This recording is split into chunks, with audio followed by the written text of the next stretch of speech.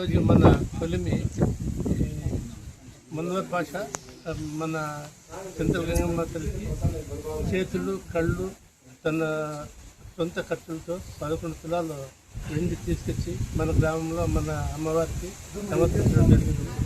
వారు గతంలో చేతులు కళ్ళు దొంగలు చేసుకోవడం వల్ల అది తెలిసి అతను నిన్న సొంతం తయారు చేసుకొని వచ్చి గంగమ్మ సమర్పించడం జరిగింది.